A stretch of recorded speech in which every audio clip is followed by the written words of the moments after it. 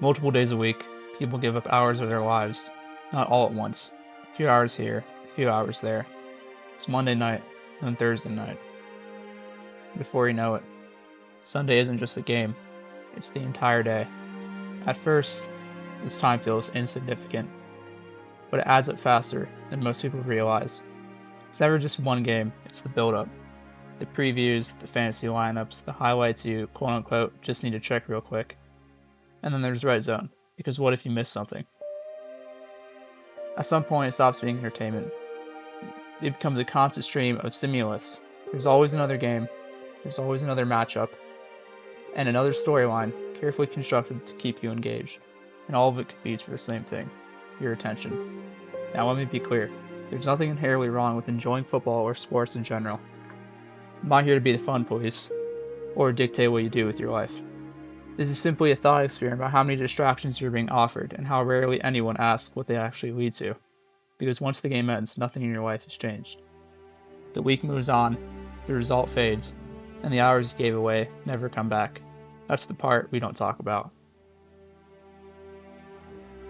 None of this is accidental. Modern sports, especially American football, are designed to fragment and hold your attention across as many moments as possible, and once you see how it works, it becomes very hard to unsee. Once you start looking at football through the lens of attention, the structure begins to make sense.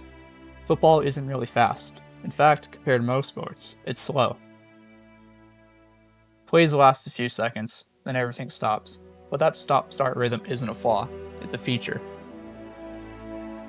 Because every pause creates anticipation, and anticipation is powerful. Each snap might matter. Each drive might be the turning point. Each moment holds the promise that something important is about to happen. That uncertainty keeps your brain engaged. Neuroscience research consistently shows that unpredictable rewards trigger stronger dopamine responses than predictable ones. It's the same mechanism used in gambling. You don't stay hooked because you're constantly rewarded. You stay hooked because you might be. Football is built entirely around that might. And then there's the stress. Close games raise heart rate, they spike adrenaline, they increase cortisol. Your body reacts as if something meaningful is happening, even though you have zero control over the outcome. You're emotionally invested without any agency. That's an important distinction. Because participation and observation are not the same thing, even if they feel similar in the moment. Now, I want you to think about this and layer it over time. Football isn't just a game you watch. Week ritual. The same nights, the same pacing, the same emotional cycle. Anticipation, tension, and release. It's the same thing week after week. And rituals are powerful because they turn behavior into habit, and habit into identity. At some point, it stops being something you do, and starts becoming part of who you are. This is where the system expands, because the game itself isn't enough, so the ecosystem fills the gaps. Pre-game shows, post-game analysis, hot takes, debates, highlights, phone notifications. You get the point. All of these in their own instance don't sound that demanding, but together it creates a constant background hum, a low-level pull on your attention. Even when you're not watching football, you're still thinking about it. And all of this serves a very simple purpose, not to make the sport better, but to keep you engaged for longer. Because the longer you stay engaged, the more valuable your attention becomes. Which brings us to the part most people don't like to think about. Football is not the product. You are. Your time, your focus, and your emotional energy. The game is simply the delivery mechanism. Commercial breaks aren't interruptions, they're the point. Broadcasts are structured around them, pacing for the game is optimized for them. The ball stops so the ads can breathe. And once you see that, the question begins to shift. It's no longer, do I enjoy watching football? It becomes, what am I trading for that enjoyment? Time, attention, emotional bandwidth. These are all resources that are finite and increasingly competed for. And this is where the issue isn't football, it's scale. One game isn't the problem. The problem is how many versions of the same poll exist, spread across multiple days, designed to make opting out feel like missing out.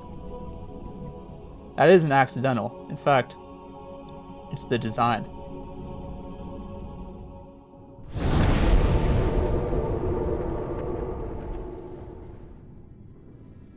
One of the most effective ways to hold attention isn't excitement, it's identity. Football doesn't just give you something to watch, it gives you something to belong to. A team, a city, a set of colors, a shared enemy. None of this is accidental. Humans are wired for tribes, for in-groups and out-groups, for loyalty and rivalry. These instincts are ancient. Football just packaged them in a modern and consumable form. Now I want you to pause for a moment and think about the language people use. You may have heard terms like, we won, we got robbed, we're going all the way this year. These are very common terms to use. Even though there may be a strong sense of ownership, nothing was really owned. A sense of participation, even though nothing was contributed. And none of this is criticism, it's simply an observation. Because psychologically speaking, the brain doesn't draw a clean line between participation and identification. If you feel aligned with something strongly enough, your emotions respond as if you were involved. This is all very powerful. Belonging feels great. It provides meaning, community, and even continuity, especially in a world where many people feel disconnected from their work, their neighbors, and even themselves. Football steps in that gap effortlessly. You don't need to build anything. You don't need to show up. You don't need to contribute. You just need to watch. But there's a trade-off. Traditional tribes demanded something from you. Skill, responsibility, risk, contribution, and all of those things. Modern sports fandom removed that requirement. You get the emotional payoff without the cost, without the friction, without the growth. And over time, that can change how identity functions. Instead of being rooted in what you do, identity becomes rooted in what you consume. The jersey replaces the skill. The logo replaces the labor. The rivalry replaces real conflict. It feels real, but it doesn't move anything forward. This is why the emotional swings are so intense. Wins feel euphoric, losses feel personal, but nothing in your actual life shifts as a result. No new capacity, no new competence, no new agency, just a reset and another cycle next week. And again, this isn't about taking something away from people. It's about noticing what kind of belonging is being offered. Because when an identity is tied too tightly to something you don't control, your emotional state becomes easy to manipulate. Narratives are framed for you. Enemies are chosen for you. Drama is manufactured for you. All you have to do is keep watching. And the more fragmented attention becomes, the more attractive this idea of identity feels. It's simple. It's immediate. It asks nothing of you, which is why it scales so well. The danger isn't that people care about sports. The danger is that this becomes the primary outlet for tribal instinct, emotional release, and identity formation. Because when that happens, something else quietly gets displaced. Something slower and something more real. And that brings us to the next question. If the sense of belonging is manufactured and carefully maintained, what happens when it becomes the default way people cope, escape, and connect?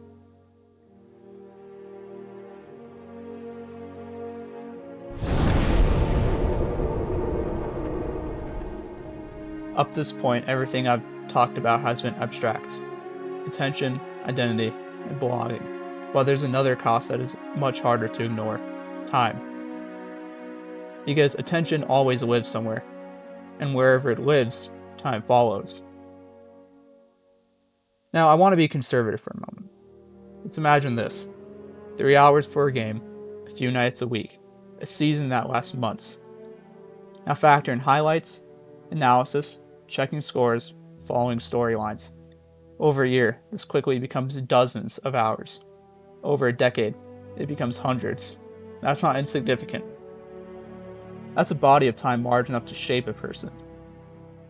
And what makes this uncomfortable isn't that the time is wasted, it's that it's gone. Every hour spent watching something is an hour not spent somewhere else. Not better, not worse, just elsewhere. An hour spent not learning a skill, not spent creating, not spent resting, not spent building something that compounds over time. And none of this feels dramatic at the moment. And that's exactly the trick, because the cost is never paid all at once. It's paid in small, reasonable installments. Think of a subscription, a night here, an afternoon there, until one day you look back and realize how much of your discretionary time was already spoken for. And this isn't just unique to football. However, football is unusually efficient at it. It doesn't just take time, it schedules it. It claims specific days, specific windows, and specific rituals. It doesn't ask, do you have time? It assumes you'll make it. This is where the opportunity cost becomes real. Because time isn't just something you spend, it's something that shapes who you become. What you repeat becomes familiar. What's familiar becomes comfortable. What's comfortable becomes default, and defaults are powerful. They quietly decide what you never try. Again, this is not about guilt, it's about awareness. Because when you're aware of where your time goes, you regain the ability to choose. And choice is where agency lives.